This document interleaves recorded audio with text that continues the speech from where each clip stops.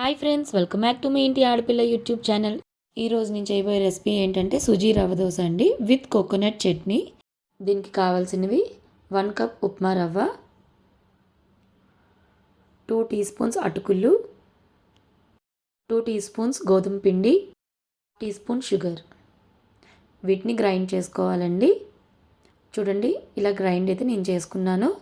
ముందుగా ఒక బౌల్ తీసుకొని ప్రిపేర్ చేసుకునే ఈ పౌడర్ని అయితే వేసుకోవాలండి. అందులో 1 కప్ కర్డ్ వేసుకోవాలి.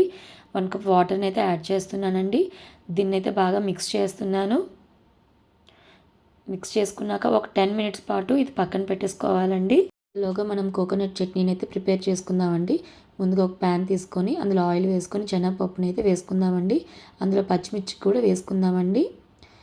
ఇవి బాగా వేయించుకోవాలండి. ఇది వేయించుకున్నాక స్టవ్ అయితే ఆఫ్ చేసేసేయండి.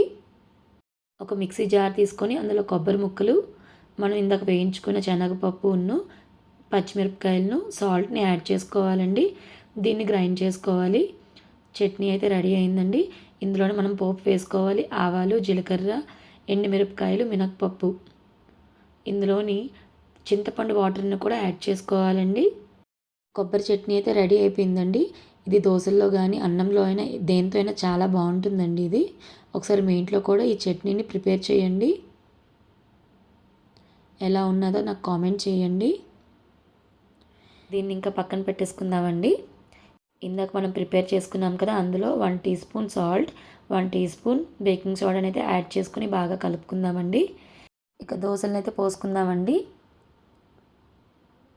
ఈ దోశల పిండి నార్మల్గా మనం దోశలు ఎలా వేసుకుంటామో ఆ పిండిలాగా వాటర్ అయితే కలుపుకుంటే సరిపోతుంది.